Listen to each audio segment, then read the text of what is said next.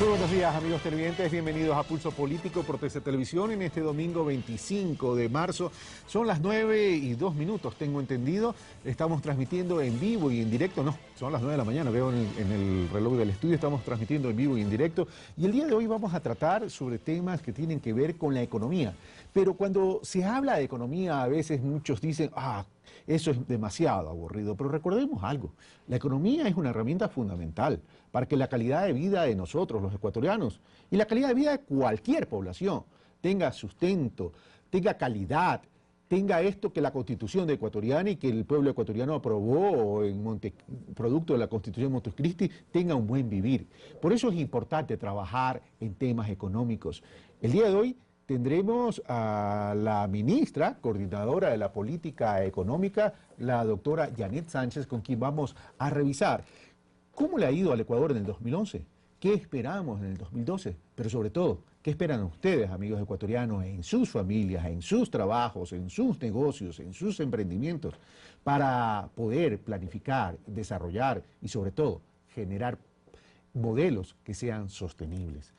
Veamos. Les recordamos, amigos televidentes, que pueden enviar, como estamos transmitiendo en vivo en directo, sus mensajes, sus preguntas, sus inquietudes a través de nuestro Twitter, @pulsopoliticotc y también @rabascalcarlos. Le damos la bienvenida entonces a la economista, a la doctora Yanet Sánchez, ministra coordinadora de la política económica. Bueno, muy buenos días, Carlos, y un saludo muy cordial a toda la audiencia. Un excelente fin de semana para todos, que acabe muy bien el domingo. Empezamos bien porque en materia económica creo que los ecuatorianos no nos podemos quejar. El 2011 fue un año excelente. Al tercer trimestre del 2011 ya habíamos crecido al 9%. Esperamos cerrar el año con alrededor del 9% y quién sabe, sorprendentemente, podemos incluso superar un poco ese indicador.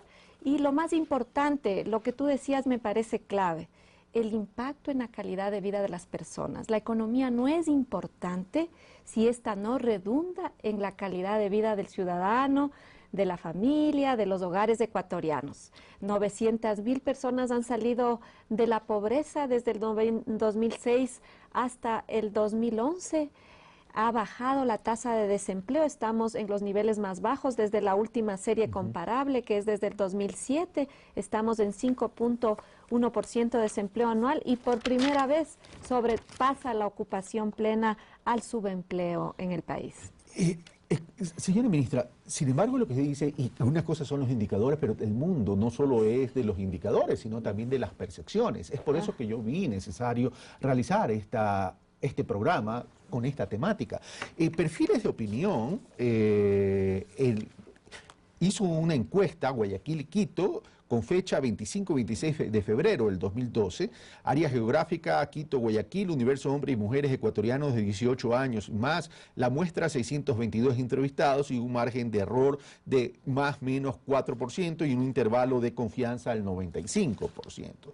Y quiero mencionar esto antes de irme al reportaje que nos ha preparado Carlos Andrés Núñez como reportaje de apertura al programa, porque cuando se le pregunta a los ciudadanos los principales problemas, ¿cuál es el principal problema del país?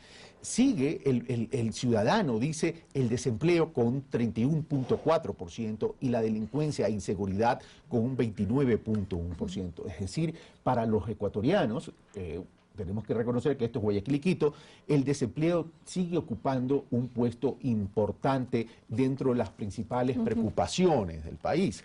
Pero adicionalmente a esto, señora ministra, cuando se les pregunta si piensan que en los próximos 12 meses va a aumentar el desempleo o va a disminuir o va a permanecer igual, el 50.8% dice que piensa que va a aumentar. Es una percepción, pero esa es la percepción que nos debe preocupar.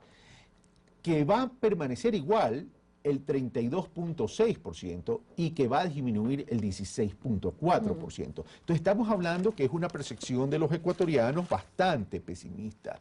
Y sobre la expectativa de la situación económica en este estudio o en estas investigaciones, el perfil de opinión dice, la expectativa de la situación económica en los próximos 12 meses.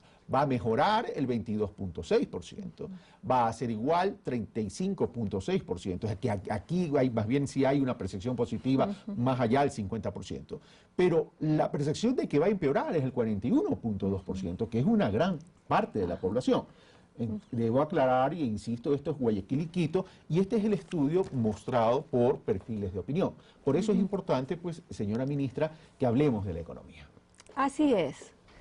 Mire, es importante aclarar lo siguiente.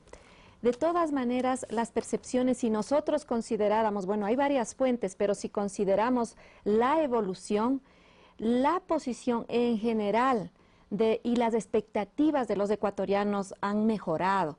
Yo le puedo citar, por ejemplo, el índice de confianza, tanto de los empresarios como de los hogares que publica el Banco Central en un muestreo que también tienen, que es oficial y que permite sobre todo la comparabilidad, porque esto que estamos observando de Perfiles de Opinión todavía es un punto, ¿no es cierto?, que hemos referido en el último tiempo.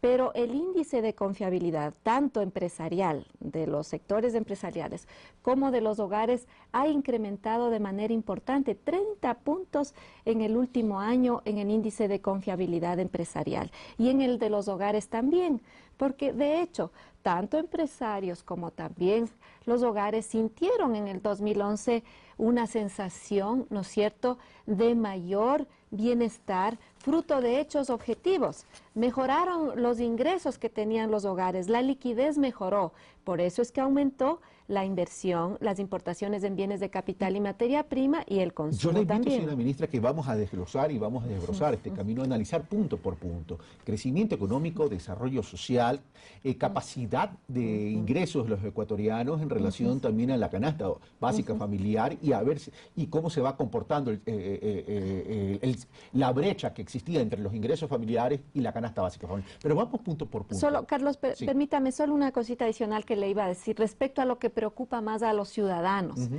Recordemos que cuando entramos al gobierno, las mayores preocupaciones, y yo me acuerdo claramente porque estaba en ese momento en el Frente Social, en el sector social, tanto desde el Ministerio de Inclusión Económica y Social, luego desde el Ministerio de Coordinación de Desarrollo Social, al comienzo, los mayores problemas que tenía la población eran los más elementales: pobreza, salud, educación. Esas eran las principales quejas y luego venían los otros, ¿no? Empleo y seguridad. Ciertamente, una vez que se van cumpliendo aquellos problemas que son los más básicos de todo ser humano. Los cotidianos. Exacto, los cotidianos. Entonces empezamos a preocuparnos por algo que es muy importante, pero que ya tenemos los otros problemas resueltos. Entonces nos concentramos en el tema de empleo y en el tema de seguridad. Correcto, pero casualmente, porque como usted dice, ha mejorado los indicadores, ha mejorado la liquidez, ha mejorado los ingresos de la familia, sin embargo, las preocupaciones en Guayaquil y Quito en términos de crecimiento, en términos del pesimismo sobre el tema de la economía, y en términos de si va a aumentar el desempleo, es importante, porque ahí hay de todas maneras una percepción bastante pesimista. Entonces, le invito, doctora Sánchez, señora ministra, para que veamos el reportaje que nos ha preparado Carlos Andrés Núñez y regresamos ya con el análisis y el desarrollo de estos puntos que hemos mencionado. Veamos. Para muchos, la economía del Ecuador ha tenido un despunte en los últimos años. De hecho, un informe del gobierno señala que el crecimiento de la economía ecuatoriana alcanzó el 9% en el 2011.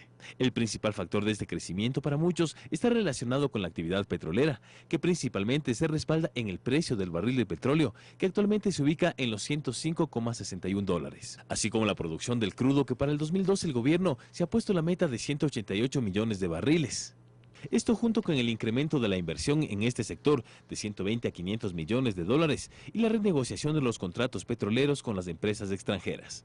Sudamérica está bien por efectos de que han aumentado los precios de las materias primas, precios del petróleo, pero hay también un elemento adicional, que es un manejo distinto de la economía.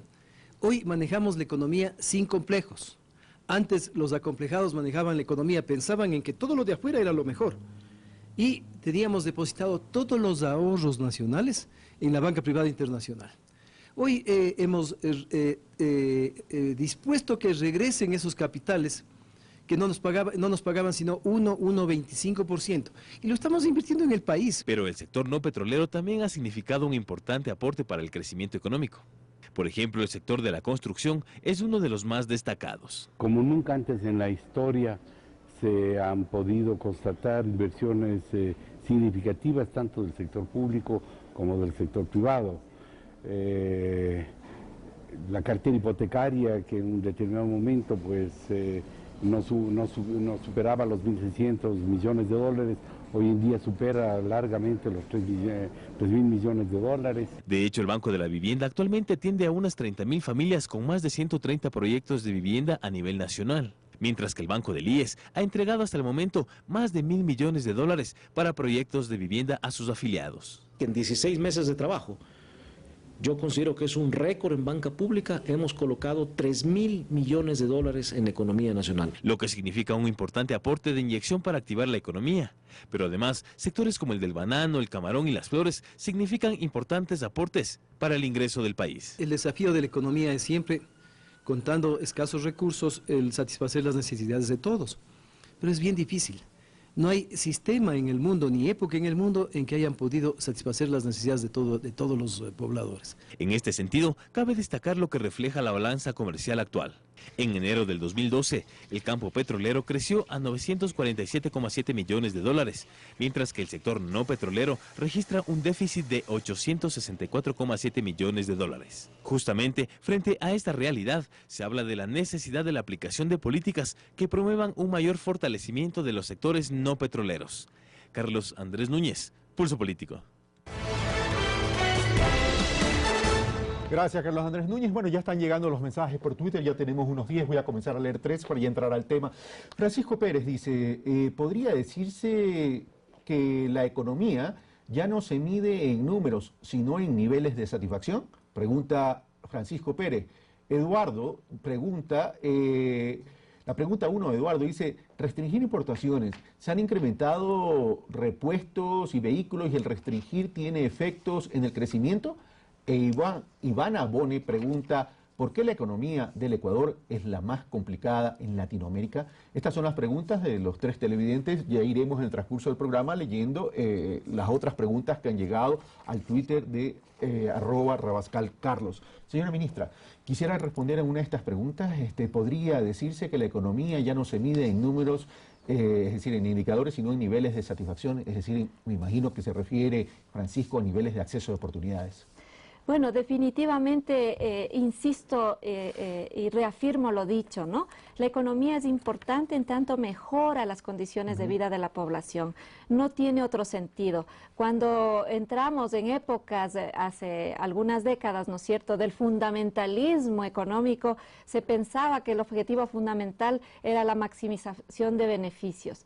Hemos marcado el punto de inflexión, creo, en el cambio de la consideración de lo que la economía debe ser. La economía debe mejorar el bienestar de las personas y eso se expresa no solo en superar los niveles de pobreza, sino también en mejorar la distribución, porque es muy importante los mecanismos relativos para lograr una cohesión e integración social. No pueden haber exceso de diferencias, pero solo un temita antes de responder particularmente a la pregunta respecto al documental que pasamos, ¿no? A la pequeña revisión, al reportaje.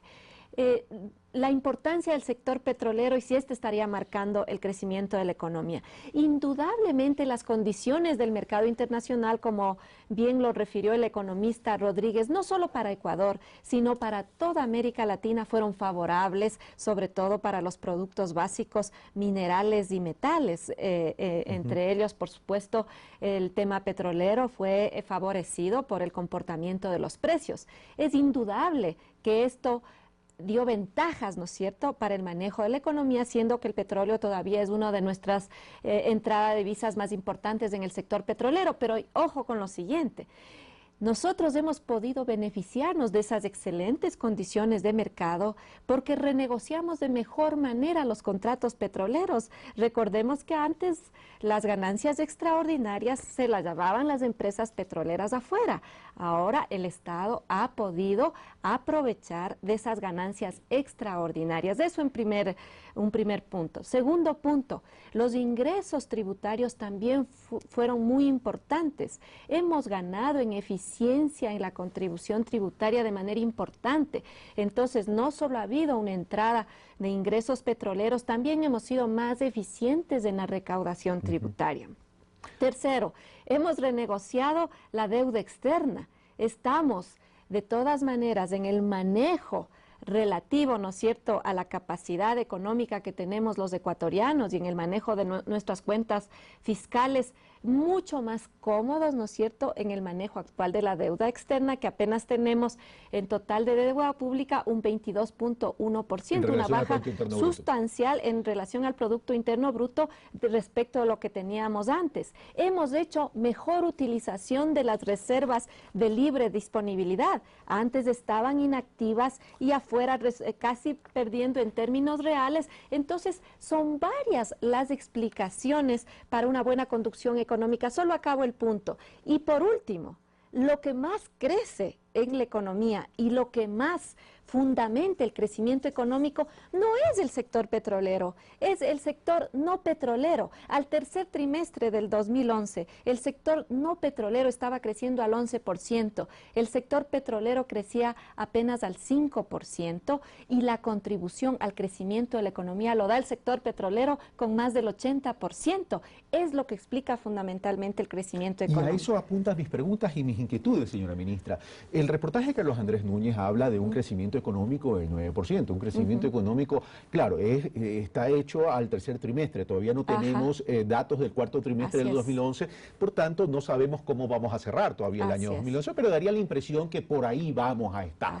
Pero vamos a eso, si bien estamos hablando del 2011, esto nos va a servir como punto de partida para el 2012. Crecimiento económico del 9%, nadie puede negar que es un crecimiento en cuanto a indicador cuantitativo espectacular. El año pasado también crecimos importantemente. El tema no es que crezcamos a esos niveles, sino que el modelo sea sostenible. Si bien hoy en día el sector no petrolero ha crecido y el sector petrolero sigue siendo importante por debajo del no petrolero en términos de crecimiento, la pregunta es, ¿este modelo es sostenible cuando el Ecuador se está tan solo a lo mejor principalmente beneficiando en términos de precios del petróleo y la producción como que ha disminuido un poco, todavía no la hemos podido disparar o incrementar, me refiero a la producción petrolera, y en el sector no petrolero también nos hemos beneficiado en precios, es decir, los volúmenes de exportación no han sido los adecuados, todavía ahí estamos fallando en términos de productividad, señora ministra? Bueno, lo que usted ha dicho es clave. El tema no solamente es un crecimiento esporádico, es tratar de tener un crecimiento dinámicamente sostenible. Ese es el punto. Y a diferencia de los crecimientos anteriores, nosotros comparemos solamente con el 2004, cuando también por condiciones del OCP, ¿no es cierto?, también hubo una buena dinámica económica, pero se fundamentó sobre todo en el crecimiento del sector petrolero. Fue como el 33% de crecimiento al tercer trimestre, para hacerlo comparable, del 2004, el crecimiento en el sector petrolero, mientras el sector no petrolero creció apenas al 4%. ¿Qué quiero decir con esto? Que el crecimiento económico que hemos tenido ahora en el país, en el 2011, ha sido un crecimiento más democrático, con efecto multiplicador mayor. Ha ido a todas las ramas, al sector de la construcción, al sector de industrias, al sector comercial, a la intermediación financiera, a otros servicios, entre ellos los turísticos. Ha tenido un efecto mucho más amplio y democrático en la economía, y eso se expresa claramente en la respuesta que hemos tenido en empleo. Esto es lo fundamental. No es un crecimiento cualquiera, es un crecimiento más enraizado en los distintos actores de la economía y con profundos impactos en empleo, y no en cualquier empleo, sino en empleo de calidad. Esto por una parte. Respecto a la sostenibilidad hay otros elementos. La una es que la sostenibilidad no la hacemos solamente como actores públicos, los actores públicos, sino es una articulación y una corresponsabilidad con los actores privados. Para juzgar eso, nosotros tendríamos que ver la estabilidad. Y lo que nosotros vemos en estabilidad macroeconómica, básicamente precios y empleo, ¿no es cierto? Sobre todo en el sector real. Empleo, ya he dicho, en términos de precio, la inflación ha estado alrededor del 5, cerramos con el 5.41%. Ya vamos a hablar del tema de la inflación en los otros bloques. Lo cual en el contexto regional es manejable. Y en términos de política fiscal, que es el otro elemento de la sostenibilidad, estamos con uno de los niveles de endeudamiento público más bajos que ha tenido el país, uno de los más bajos del promedio de la región, y el déficit es 1 punto del PIB, lo cual es perfectamente manejable. Ahora, ya para terminar este bloque, irnos al primer corte, a la primera pausa, cuando yo le digo qué tan sostenible es, y si yo veo las cifras de inversión del régimen hasta el año 2012, en el año 2006 el régimen invirtió 1.085, todo esto en relación al Producto Interno Bruto, y en el 2012 tenemos un 13.8%, es decir, de 2.6 crece al 13.8%, que son 8.986 millones de dólares. Ahora, el régimen y el gobierno, el Estado ecuatoriano a través del gobierno central, sin duda está invirtiendo, pero cuando yo hablo de sostenibilidad, hablo que hay que articular con el sector privado, y el sector privado se nos está quedando en algún momento. El gobierno está trabajando en competitividad sistémica, carreteras, hidroeléctricas, está hablando de cambiar la matriz productiva, la matriz energética, etcétera, etcétera. Pero hay algo que impide todavía al sector privado empoderarse de este tema e involucrarse y articularse en las políticas del sector público. Mire, me permite perfectamente puesta la pregunta, porque me permite aclarar un hecho que es generalizado, una afirmación generalizada que no tiene sustento, que el sector privado está quedado. Al contrario, la inversión ha crecido, no solamente la pública, sino la privada de manera considerable. Usted ha dicho, el sector público no financiero está llegando ya al 14% de participación en el Producto Interno Bruto. Esa es una cifra muy importante que ha destacado la misma CEPAL. La CEPAL lo que nos dice es que toda la región incluso tiene una brecha de más de 72.000 millones para lejanamente llegar a condiciones un poco parecidas a lo que tiene el sudeste asiático, a lo que tiene Asia. De manera que la región necesitaría, para un poco acercarse a otras sociedades de alto dinamismo, crecimiento y productividad, invertir al menos 72.000 millones. Entonces, la dirección de Ecuador es la dirección correcta. Nosotros necesitamos, para mejorar productividad y tener un sector privado dinámico, hacer las apuestas en energía, en servicios básicos, en infraestructura que permitan el entorno para un desarrollo mucho más dinámico y para el mejoramiento de la productividad. Toda la inversión ha aumentado. No hay un dato, alguien que me presente un dato donde se diga que la inversión privada ha disminuido en el agregado, porque esa cifra no la tenemos. La que se reporta en cuentas nacionales, el Banco Central, es la cifra agregada, que lo que nos dice es que las dos, pública y privada, están creciendo. Y como he dicho, todas las apuestas públicas justamente van dirigidas a favorecer la inversión privada. Cuando el Estado deje este pico de importaciones de esta apuesta, que de todas maneras tiene que ser temporal, será el sector privado quien tiene que apalancar el crecimiento. Gracias, señora ministra. Hacemos una primera pausa y regresamos con las inquietudes de Mashi Hugo, que nos ha enviado un mensaje, y de Esteban Fierro. Si quieres, lo voy a leer, Gustavo, y lo voy a dejar planteado de una vez. Mashi Hugo dice: ¿se desarrollará el sector agropecuario para que jóvenes profesionales agrícolas accedan a tierras para producir? Una pregunta muy interesante de Mashi Hugo. Y Esteban Fierro dice: buenos días, ¿cómo seguir potencializando el desarrollo de la economía ecuatoriana en beneficio del sector social? Son preguntas de Esteban Fierro y Mashi Hugo, y acaba de llegar también un mensaje de Diana Vera que lo leeremos más adelante. Nosotros hacemos una pausa y regresamos con más de Pulso Político. Estamos conversando con la economista Yanet Sánchez, ministra coordinadora de la política económica, con quien estamos hablando cómo acercar la economía al bienestar de las familias ecuatorianas. Regresamos de inmediato.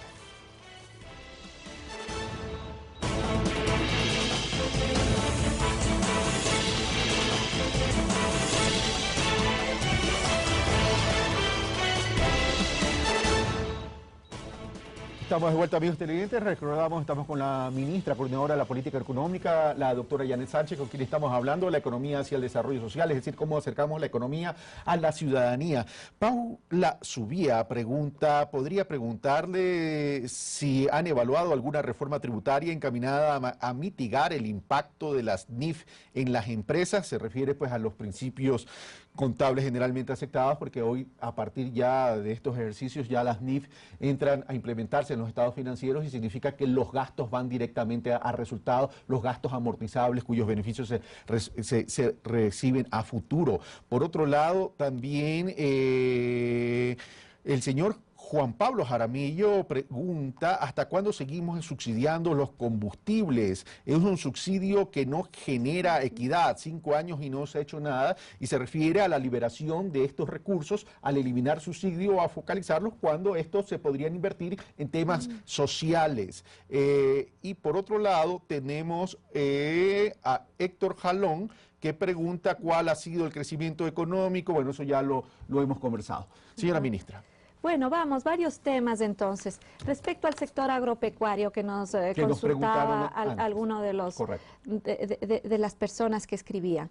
En realidad, en el sector agropecuario, si bien este ha crecido, cabe decir, nosotros, y el presidente ha sido muy claro en eso, siempre sentimos que todavía tenemos una deuda con el sector agropecuario, sobre todo con el tema de desarrollo rural. Este año se ha planteado ser mucho más intensos y radicales en términos de fomentar toda una estrategia que ya estaba diseñada de desarrollo rural. Queremos mejorar el crédito, mejorar sobre todo las condiciones de productividad. Vamos a hacer un trabajo muy activo, sobre todo en el acceso a agua y a riego, que es fundamental en el sector agropecuario, y tener propuestas, ¿no es cierto?, que permitan mejorar las productividades de este sector, sabiendo que es un sector muy heterogéneo. Eso por una parte. Por otra parte, respecto a la vinculación de la economía y el sector social y cómo podemos apalancar la dinámica del sector social, yo diría lo siguiente: nosotros estamos aquí, como he dicho, por mejorar las condiciones de vida de nuestra gente, de nuestra sociedad, y uno de nuestros principales indicadores, el primer objetivo del Plan Nacional del Buen Vivir, es justamente auspiciar la justicia, la igualdad y la cohesión social. Eso supone que nuestra apuesta al sector social deba ser permanente, porque es uno de los principales instrumentos para la redistribución del ingreso y el mejoramiento de las condiciones y capacidades de la población que nos lleven a una sociedad más justa. Las apuestas en educación y salud van a seguir. Las apuestas a todo el tema de desarrollo infantil y nutrición, desarrollo rural, van a seguir. Para ello nosotros requerimos ser muy responsables en el manejo de nuestras recaudaciones tributarias para que esto esté dinámicamente sustentado en un financiamiento permanente, ¿no es cierto? Entonces, esta creo que es uno de los méritos tal vez más importantes que ha tenido el gobierno, la recaudación, la redistribución consciente y progresiva, es decir, por los sectores más pobres y vulnerables aquí en el país, y creo que de eso da fe los indicadores, y por ello también la intensidad en los impactos en materia de educación. Solo por dar un indicador, porque esto es muy largo, solo en trabajo infantil nosotros hemos bajado del 17% al 6% y ha aumentado en compensación la participación en varios puntos en la tasa de matrícula, es decir, nuestros niños ya no están yendo a trabajar, están yendo fundamentalmente a educarse como corresponde. Lo que usted menciona, señora ministra, es sin duda importante, pero imaginemos si la producción del Ecuador, tanto local como la que va afuera, comienza a incrementarse, comienza a aumentar. Lo ideal sería eso, es decir, que trabajemos en la productividad, porque trabajar en la productividad significa más producción, significa más ventas en los mercados locales, más ventas en los mercados internacionales, eso significa más divisas, es decir, más facturación, significa incrementar la base imponible, y al incrementar la base imponible significa más impuestos que estoy recaudando, no por incremento de tasa tributaria, sino por incremento de recaudación, y al haber más recaudación significa mayor redistribución de los recursos, es decir, ahí es donde se refleja la articulación de lo privado con lo público. Pero Vamos a ver ahora sí las cifras del empleo. Si Gustavo Jiménez me pone y me poncha en la pantalla los cuadros o las cifras de empleo y desempleo, ahí estamos viendo. Estas cifras son al 2011. Desempleo 5.1%, subempleo 44.2% y empleo pleno 49.9%. Estas cifras algunos analistas las han criticado, señora ministra, porque dicen claro, baja el tema del desempleo por una razón, porque han cambiado la metodología de cálculo y resulta que la población, el universo de la población económicamente activa ha disminuido. Señora ministra. Bueno, ahí hay que hacer unas aclaraciones. Hay dos puntos. Primero, cuando hemos dado esos datos, solamente los estamos comparando con el 2007. En efecto, se cambió la metodología en abril del 2007 y, por tanto, desde ese mes es que es comparable. Entonces, estamos comparando lo que es comparable nada más. No estamos haciendo comparación con el 2006. Esto en primer punto. Es perfectamente comparable a partir de, digamos, el primer semestre del 2007. Y entre ese momento y el diciembre del 2011, claramente han mejorado los indicadores de empleo. Punto 1. Punto 2, respecto al comportamiento de la PEA. Se ha especulado mucho sobre que si se está, digamos, manejando inadecuadamente el tema de la población económicamente activa. Bueno, yo creo que hay un exceso de sensibilidad, pero creo que la forma más adecuada para hacer la aclaración es a través del Instituto Nacional de Estadísticas y Censos. De todas maneras, nosotros hemos hecho, justamente porque estamos siempre pendientes de las observaciones, un análisis dentro del Ministerio Coordinador de Política Económica, y lo que se observa es, primero, que el comportamiento de la PEA no es nada extraordinario respecto a lo que está ocurriendo en toda la región.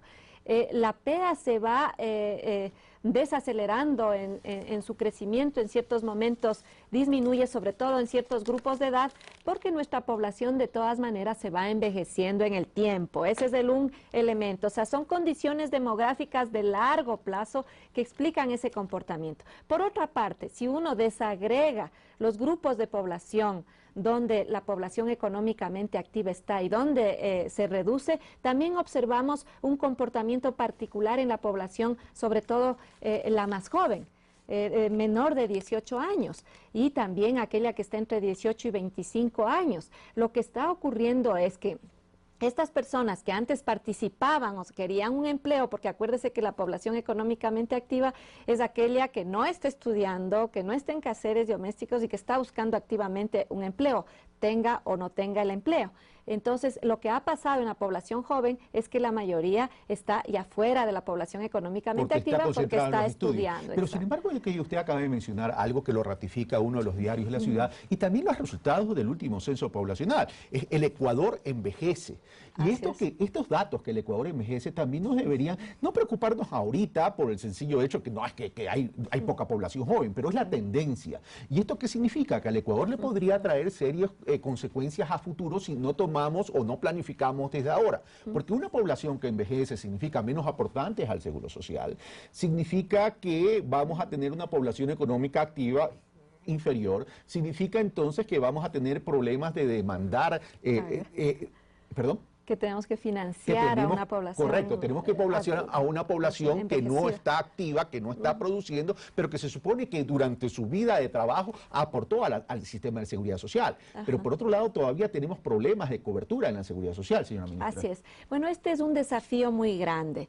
El hecho de que la población ecuatoriana esté envejeciendo es un hecho que ocurre, un fenómeno demográfico que ocurre en todo el mundo, ¿no es cierto? Por suerte, en el caso... Y que sea por la crisis también. Como consecuencia de la crisis. ¿Envejecen más rápido?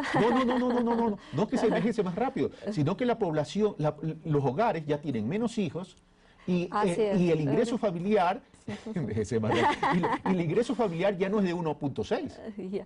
Sí, bueno, en realidad el hecho también de que va bajando el tamaño de la familia es importante en todo esto, ¿no es cierto?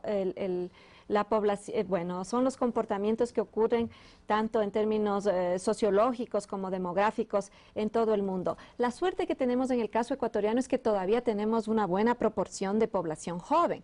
Nosotros hemos hecho los cálculos, de hecho lo trabajamos desde el Ministerio Coordinador de Desarrollo Social, que tenemos una ventana de oportunidad demográfica, se llama, es decir, todavía una población joven que nos permita apalancar mejor un sistema de seguridad social sostenible en el largo plazo de una década. Entonces nosotros, este es el momento de actuar, como bien lo ha dicho Carlos, este es el momento de actuar en una reforma a la seguridad social. Nosotros hemos sido muy activos en un diseño de una reforma que en realidad es muy compleja, pero que tenemos que hacerlo. El desafío es el que usted ha dicho, hay que aumentar la cobertura. Mientras mayor proporción de la población está aportando, va a ser mejor para todos. Para eso es importante el seguro incrementar el es empleo pleno. un buen negocio para la sociedad mientras más aportan. Ahorita el problema es todavía una atrofia, ¿no es cierto?, en los contribuyentes, pero creemos que tras una estrategia intensiva a nivel tanto cultural también, porque es importante que las personas empiecen a entender que hay que protegerse para la vejez. Si es que esto lo hacemos adecuadamente, con una reforma bien calibrada, entonces nosotros vamos a poder controlar en un buen momento, con oportunidad, el desempeño y las características Antes de de nuestra irme al corte, y después de la corte venimos con el tema de la inflación y de la canasta básica familiar, pero voy a dejar leído algunos twitters que nos han enviado, y Bone dice: ¿por qué Ecuador resulta un mercado poco atractivo para las inversiones extranjeras? Y Bone está bastante activa el día de hoy con Pulso Político. Gustavo Hernández dice: considero beneficioso el subsidio a los combustibles para el pueblo más necesitado. Hay que, y dice, focalizarlo tal vez sería lo óptimo. Es decir, esos son los aportes de los televidentes. Vamos en un corte y regresamos ya analizando inflación y canasta básica familiar, señora ministra. Vamos y regresamos de inmediato.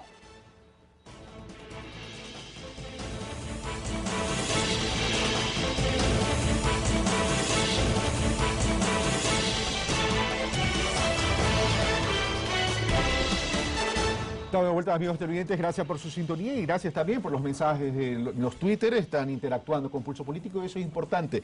Señora ministra, bueno, dejé planteadas algunas preguntas de los televidentes. Ahora vamos al tema de la inflación y de la canasta básica familiar. Esto es importante porque la inflación tiene que ver con el encarecimiento de la vida, el poder adquisitivo de la gente, la canasta básica familiar y los ingresos de la familia. Veamos el cuadro número 2 que tiene que ver con la inflación. Ahí está, lo tenemos. Inflación anual 2011, 5.41%, así estamos cerrando. Vamos a la proyectada al 2012. La proyectada al 2012 estamos hablando del 5,53%. Me quedo ahí por un momento, Gustavo Jiménez. Dejemos el cuadro número 4 que tiene que ver con la canasta familiar básica para luego. Una de las principales críticas que se han dado al régimen es: en una economía dolarizada, una inflación del 5.53 es muy elevada. Si consideramos que la inflación está registrada en esto y crece en estos valores, 5.41 al 2011, y que hemos crecido al 9%, significaría entonces que el crecimiento real apenas llegaría a un poco menos del 4%. Y en una economía dolarizada se dice la inflación debería estar en un rango del 2 al 3%, pero por otro lado el régimen ha dicho: nosotros lo que nos interesa es tener la inflación en un dígito porque nosotros privilegiamos el tema del empleo. Señora ministra. Sí, mire, varias cosas que son importantes tal vez aclarar para la ciudadanía, ¿no es cierto? Por una parte, explicar la inflación del 2011. El principal componente que explique el crecimiento de la inflación del 2011 es un factor que viene por la inflación internacional. Entonces, no es fruto del desempeño de la economía nacional, sino fue un factor, si podemos decirlo, importado del desempeño del mercado mundial de los productos, sobre todo de alimentos, que fue el que presionó fuertemente en el año pasado, sobre todo en el primer semestre, el crecimiento de los precios. La buena noticia es que el mercado, según los especialistas, sobre todo desde la FAO, en fin, desde los expertos, ¿no es cierto?, en el análisis de los mercados de alimentos, este año es un año donde va cediendo ya ese crecimiento de los precios, Pero más bien existe una pequeña señora ministra. desaceleración. Ahí tengo una inquietud y una precisión, pero la canasta básica familiar de nuestra gente no está formada por productos importados, principalmente son productos nacionales. Entonces ahí, ¿cómo entraría el efecto internacional en los precios de la canasta básica? No, hay muchos productos que son importados, ¿no? Que son importantes además, como por ejemplo el tema del maíz, como por ejemplo el tema de la soya. Hay muchos de los insumos, ¿no es cierto?, que se usa, por ejemplo, para las panaderías, para muchos de los productos básicos que ciertamente están condicionados por elementos externos. De hecho, esto también ocurrió en el 2008, cuando tuvimos un repunte, si recordarán, de los precios, que fue justamente dado también por un comportamiento del mercado mundial que tiende a ser volátil lastimosamente. Pero la buena noticia, como he dicho, es que al parecer y al decir de los expertos en el mercado de alimentos internacional, estos precios van cediendo. Hemos tenido un ligero repunte en el dato que tú dabas a febrero del 2012, ¿no es cierto?, que se da básicamente por un tema cíclico. Si comparamos los febreros, son momentos en que suben ciertos productos, y el otro elemento ha sido el tema de las inundaciones. Entonces, esperamos y confiamos que este tema sea absolutamente temporal, sea estacional, y bueno, esperemos que las inundaciones no se sigan profundizando. Si es que es así, podremos manejar, tenemos menos presión externa, entonces esperemos que el desempeño durante el año sea adecuado, pero vamos a estar persistentemente evaluando y también, sobre todo, evitando la especulación y el abuso que a veces tiende a venir cuando ocurren estos hechos, por ejemplo, como el tema climático, ¿no? Ahora, ustedes han hablado mucho del tema de sustitución de importaciones para proteger la industria nacional, para proteger el empleo, pero estamos viendo evidencias que incluso la canasta básica tiene productos importados. Bueno, es que esta es una realidad estructural que no se puede cambiar de la noche a la mañana, y está en la cancha del sector productivo básicamente. Lo que hacemos como gobierno es colocar un sistema de incentivos, ¿no es cierto?, tratando de desalentar las importaciones y proteger inteligentemente, ¿no es cierto?, la industria nacional, pero está en la cancha también de los actores privados a nivel nacional el poder tener una oferta competitiva y del gusto de los ecuatorianos. Creo que ahí hay una fuerte corresponsabilidad tanto de los productores, de la producción nacional, como también de los consumidores. Si bien es cierto, las importaciones donde más crecen se da sobre todo en el lado de bienes de capital y de insumos, lo que nos está explicando el activo desempeño del sector privado y productivo. De todas maneras, también el consumo privado en importación ha aumentado. Entonces ahí tenemos unos desafíos mayores. Te digo, Carlos, que no solamente pasan por políticas económicas, también pasan por temas culturales, y ahí el papel de los medios juega un papel muy importante. Y de pronto esa sería la respuesta para Eduardo, quien dice cómo entender que el crecimiento es mucho mejor si cada semana llevo más dinero al supermercado y compro lo mismo. Bueno, nuevamente estamos en el tema de las percepciones, ¿no es cierto? De acuerdo a la información que tenemos, la capacidad adquisitiva, que es la importante, de los ecuatorianos ha mejorado mucho, que es ese gráfico que no has pasado de la cobertura de la canasta básica. Gustavo, si lo podemos ir viendo mientras conversamos con la ministra, exacto, por favor. Lo que vamos a ver es un salto, pero espectacular, en la capacidad adquisitiva desde el 2006, y si viéramos más hacia atrás todavía, la historia es mucho más interesante en términos de que actualmente a enero, con el último incremento de la remuneración básica unificada, nosotros estamos tal vez en uno de los momentos más altos en décadas de cobertura de la canasta básica. Estos datos nos da el INE, pero vamos analizando. En el año 2007 la canasta familiar básica, o CFB, que es la abreviación, estaría en 453.97, y al 2012 está en 583. Ahí podemos ver las fluctuaciones o las variaciones de la canasta básica. Ahora, aquí ha habido un incremento en la canasta básica. básica. Lo importante no es el incremento de la canasta básica, lo importante es cómo se ha cerrado la brecha entre los valores que se reflejan en la canasta básica con el ingreso familiar.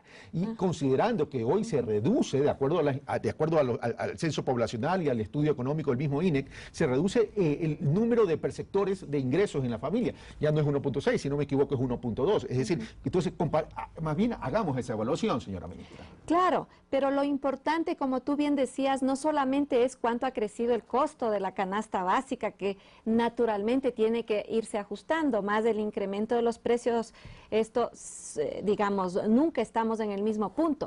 Lo fundamental es ver la capacidad adquisitiva que tiene el ingreso de la familia. Okay. Exactamente. Entonces, en función de eso, lo que tenemos para enero, que tenía el último análisis hecho, del 2011, hemos superado el 93% de la cobertura de la canasta básica, considerando el número de perceptores que reciben ingresos por hogar. Claro, progresivamente, conforme pasa el tiempo, tanto por el comportamiento de los precios como también por estas situaciones demográficas y comportamientos sociales, ¿no es cierto?, tenemos que ir modificando tanto la canasta. Es decir, nos quedaría tan solo una brecha de 7 puntos y el gobierno estima cubrir esa brecha ¿en qué tiempo?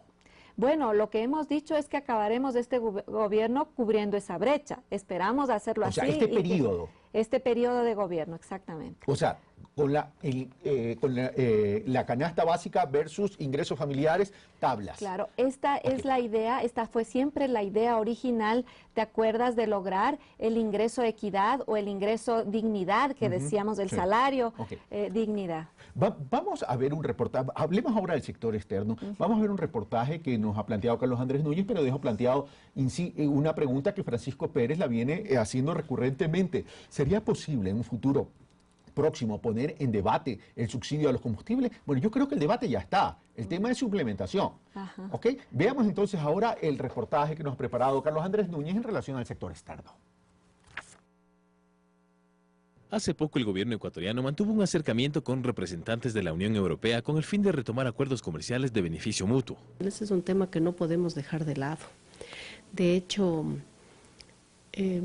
la fortaleza de un país se mide hoy por el número de transacciones que uno tenga con el país, ¿no? Nosotros vivimos del comercio exterior. Es que Europa es considerado el segundo socio comercial estratégico de nuestro país, luego de Estados Unidos, que otorga preferencias arancelarias. Solo en el 2011, el Ecuador exportó a la Unión Europea 2.633,8 millones de dólares e importó 2.186,6 millones, generando así un saldo positivo.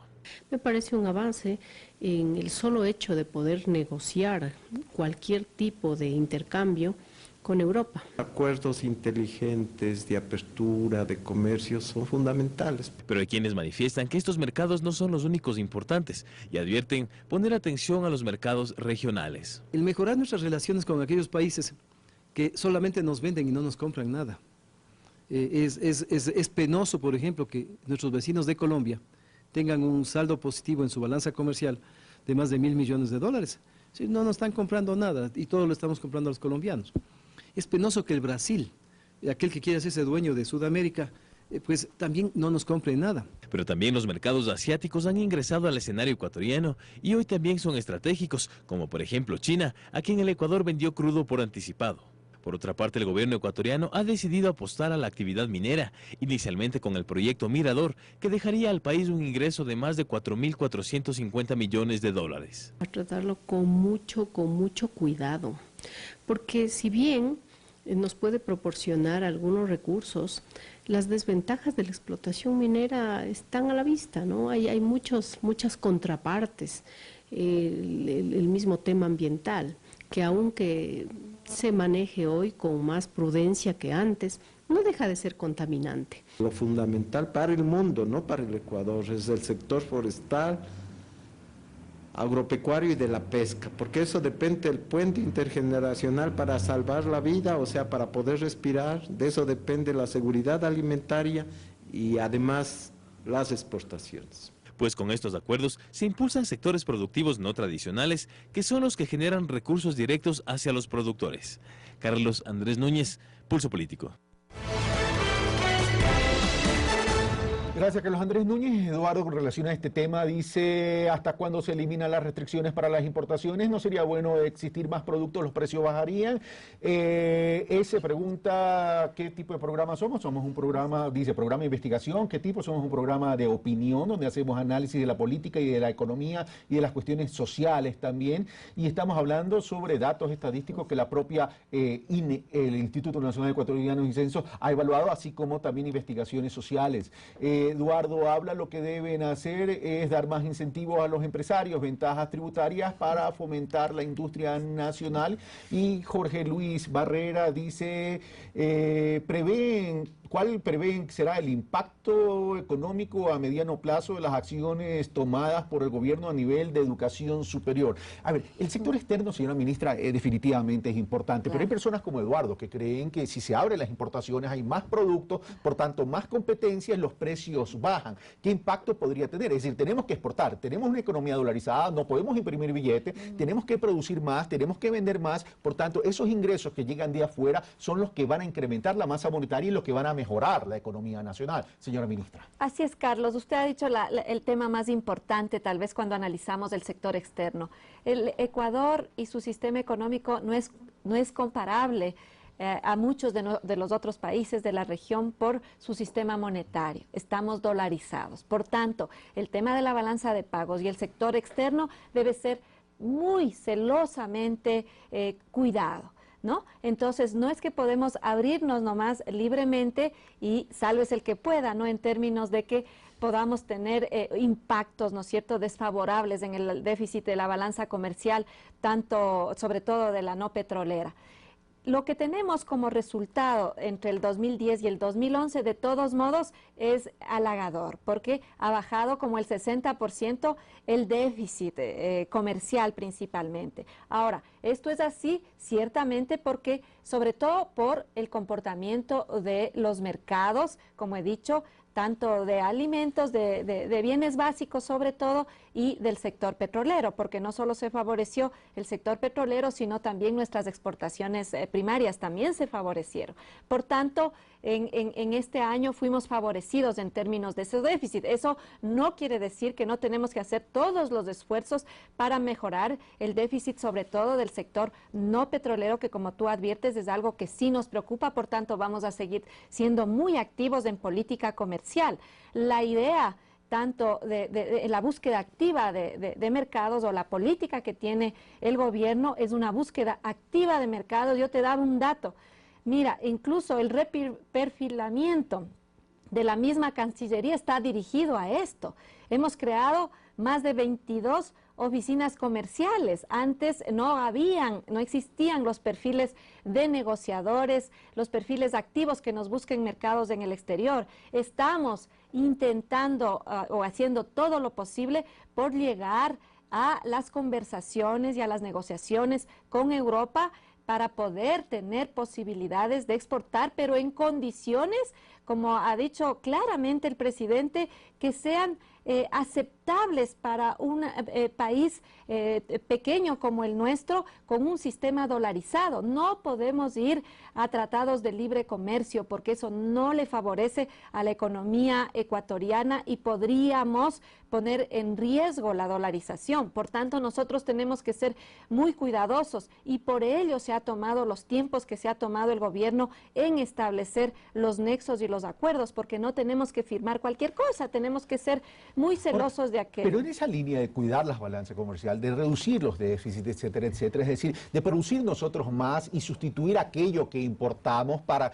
que en una economía dolarizada más estén los ingresos que los egresos del país, se requiere sustituir las importaciones. Ustedes han dicho, vamos a proteger la industria nacional para garantizar empleo. Incluso hablaron de un cambio en la matriz productiva. Entonces, ¿hacia dónde estamos yendo? Porque haciendo un corte del día de hoy, el tema de la matriz, el cambio de la matriz productiva, como que, si bien responde a un proceso de largo plazo, como que no tenemos mucha información. Por ejemplo, ejemplo más palpable en el tema de la petroquímica. La refinería del Pacífico, existe la intención, existen pronunciamientos, pero no tenemos información. Así es.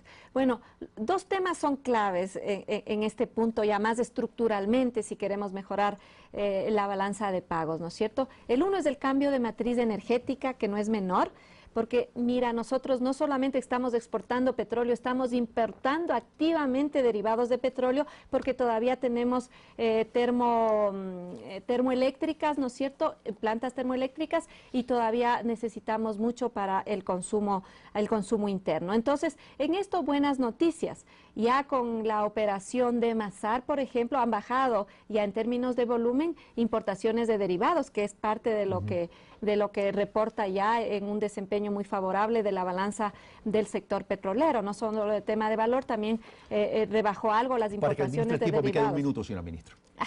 Bueno, en general, comentar que los cambios que se están haciendo apuntan a temas estructurales. Nosotros nos movemos en la coyuntura, pero sobre todo con profunda sentido de lo que es el mediano y largo plazo. Por tanto, las apuestas no son de retornos inmediatos. Lo que hemos tenido es mejoras ayudadas por coyunturas, por inversiones del sector público, pero sobre todo estamos apuntando a un sistema económico dinámico en el tiempo que nos permita mantener nuestro sistema monetario más inclusivo. Gracias, señora ministra. Disculpe que la haya cortado así, pero el tipo de televisión es oro. Y por cierto, en algún momento hablaremos de la minería, porque todos esos ingresos producto de la minería también van a servir para redistribuir en la economía, en la inversión social. Nosotros, amigos televidentes, les agradecemos no solo por su sintonía, sino también por su preocupación en términos de plantear inquietudes, preguntas, interactuar con la ministra, con las autoridades y a través de este programa que pretende ser tan solo un facilitador entre las autoridades y ustedes, la ciudadanía. Un fuerte abrazo, hasta el próximo día domingo, donde trataremos la violencia contra la mujer.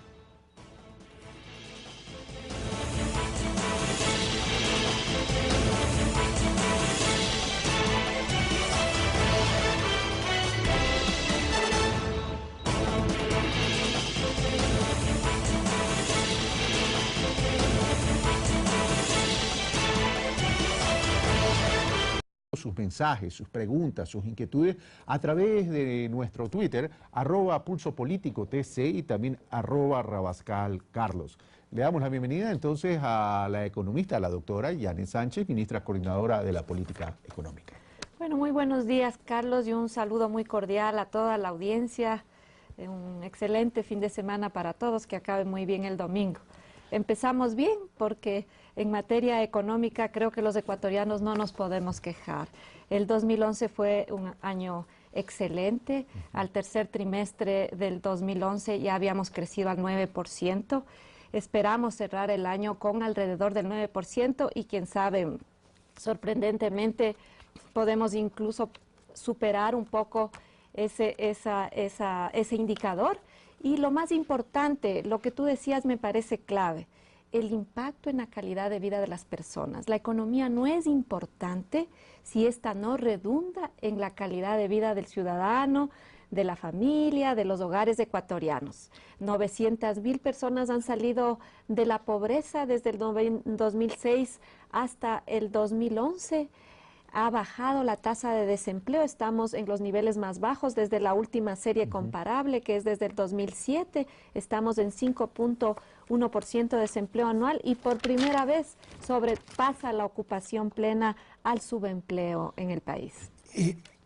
Señora ministra, sin embargo lo que se dice, y una cosa son los indicadores, pero el mundo no solo es de los indicadores, sino también de las percepciones. Es por eso que yo...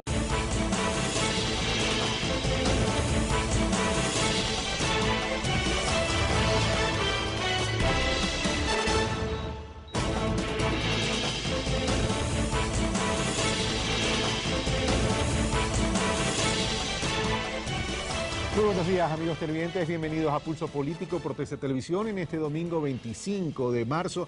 Son las 9:02, tengo entendido. Estamos transmitiendo en vivo y en directo, no, son las 9 de la mañana, veo en el reloj del estudio, estamos transmitiendo en vivo y en directo. Y el día de hoy vamos a tratar sobre temas que tienen que ver con la economía. Pero cuando se habla de economía, a veces muchos dicen, eso es demasiado aburrido, pero recordemos algo, la economía es una herramienta fundamental para que la calidad de vida de nosotros, los ecuatorianos, y la calidad de vida de cualquier población, tenga sustento, tenga calidad, tenga esto que la Constitución de ecuatoriana y que el pueblo ecuatoriano aprobó producto de la Constitución de Montecristi, tenga un buen vivir. Por eso es importante trabajar en temas económicos. El día de hoy tendremos a la ministra, coordinadora de la política económica, la doctora Janet Sánchez, con quien vamos a revisar cómo le ha ido al Ecuador en el 2011, qué esperamos en el 2012, pero sobre todo, qué esperan ustedes, amigos ecuatorianos, en sus familias, en sus trabajos, en sus negocios, en sus emprendimientos, para poder planificar, desarrollar y sobre todo generar modelos que sean sostenibles. Veamos. Les recordamos, amigos televidentes, que pueden enviar, como estamos transmitiendo en vivo en directo, estamos hablando que es una percepción de los ecuatorianos bastante pesimista. Y sobre la expectativa de la situación económica en este estudio o en estas investigaciones, el perfil de opinión dice, la expectativa de la situación económica en los próximos 12 meses va a mejorar el 22.6%, va a ser igual 35.6%, es que aquí hay, más bien sí hay una percepción positiva más allá del 50%, pero la percepción de que va a empeorar es el 41.2%, que es una gran parte de la población. Debo aclarar, y insisto, esto es Guayaquil y Quito, y este es el estudio mostrado por perfiles de opinión. Por eso es importante, pues, señora ministra, que hablemos de la economía. Así es. Mire, es importante aclarar lo siguiente. De todas maneras, las percepciones, si nosotros consideráramos, bueno, hay varias fuentes, pero si consideramos la evolución, la posición en general y las expectativas de los ecuatorianos han mejorado. Yo le puedo citar, por ejemplo, el índice de confianza, tanto de los empresarios como de los hogares que publica el Banco Central en un muestreo que también tienen, que es oficial y que permite sobre todo la comparabilidad, porque esto que estamos observando de perfiles de opinión todavía es un punto, ¿no es cierto?, que hemos referido en el último tiempo. Pero el índice de confiabilidad, tanto empresarial, de los sectores empresariales, como de los hogares, ha incrementado de manera importante, 30 puntos en el último año en el índice de confiabilidad empresarial. Y en el de los hogares también, porque de hecho, tanto... Es muy necesario realizar este programa con esta temática. Perfiles de opinión